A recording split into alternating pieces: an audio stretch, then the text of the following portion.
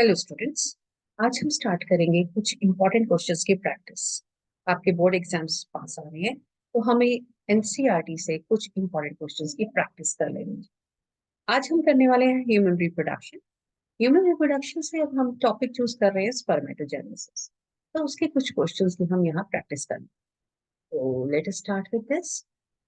इसमें से ये जो है आपके फर्स्ट क्वेश्चन जो आ गया आपके सामने, that is why are human testes located outside the abdominal cavity and in which pouch they are located?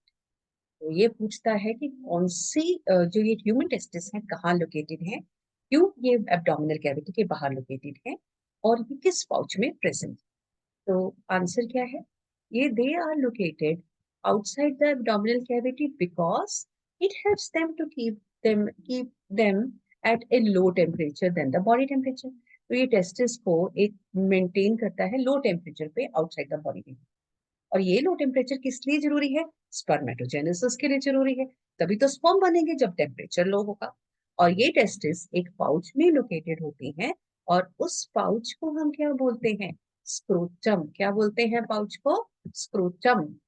ना, अब ये आपके सामने जो डायग्राम आया है that is human male reproductive system. This is human male reproductive system का complete diagram है और इंपॉर्टेंट डायग्राम है एनसीईआरटी से। तो हमें इसका एक एक पार्ट समझ लेना जरूरी है। एक तो इसमें ये दिखा रखा है, ये दो चीजें क्या दिखी हुई है, दिखा रखी है। ये है टेस्टिस का एक पेयर, टेस्टिस का पेयर। ओके, ये एब्डोमिनल कैविटी के बाहर, स्क्रोटम के अंदर। अब इसको अंदर से खोले तो इसमें नजर आएंगे हमें बहुत सारे लॉब्यूल्स। ये लॉब्यूल्स होंगे कोई रफली 150 टू 200 के बीच में। और इन लॉब्यूल्स के बीच में कुछ टिब्यूल्स नजर आएंगी जब हम इसका सेक्शन काटेंगे। टिब्यूल्स को हम क्या बोलते हैं? Seminiferous tubules. और इन सेमिनिफरस टिब्यूल्स में स्पर्मेटोजोआ तैयार हो। और ये सेमिनिफेरस ट्यूब्यूल्स आगे जाके एक नेटवर्क सा बना देती हैं जिसको हम क्या बोलते हैं? रेटिटेस्टिस। अब ये रेटिटेस्टिस फिर एक फाइन ट्यूब्यूल्स में जुड़ रहा है और इन ट्यूब्यूल्स को हम बोलते हैं वासा एफरेंशिया। वासा एफरेंशिया फिर किस में ओपन हो रही है? ये जो पूरा स्ट्रक्चर है कॉइल्ड ट्यूब्यूल्स का पड़ा हुआ, इसको हम बोलते हैं एपिडिडाइमिस। स्पर्मेटोजोआ सेमिनिफेरस ट्यूब्यूल्स से तैयार होकर रेटिटेस्टिस में जाएंगे, फिर वासा फ्रेंशिया से होते हुए एपिडिडाइमिस, और एपिडिडाइमिस से होते हुए फिर जाएंगे वासा डिफरेंस।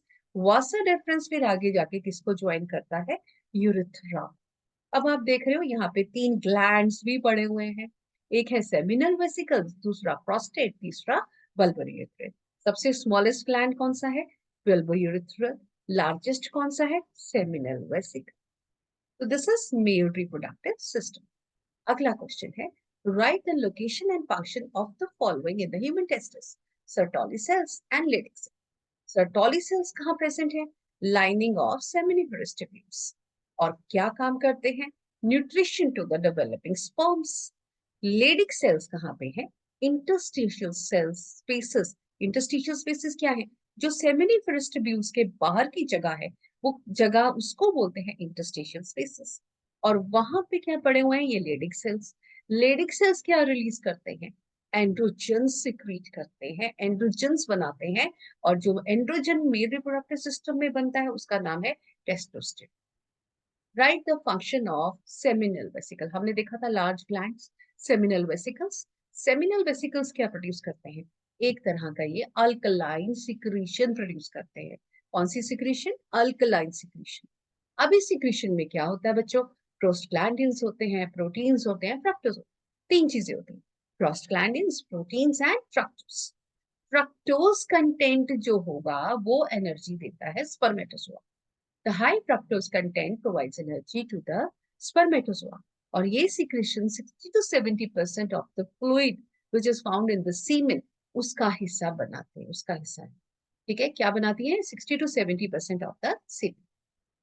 अब ये क्या है? सेमिनिफेरस ट्यूब्यूल्स का हमने सेक्शन कट करके सामने रखा। अब इसमें हमें पूरा स्पर्मेटोजेनेसिस का प्रोसेस बढ़ता हुआ दिखाई दे रहा है, जिसको हम अगली अपनी स्लाइड्स में, अगले टॉपिक में डिस्कस कर लेंगे। That's all for today. Thank you.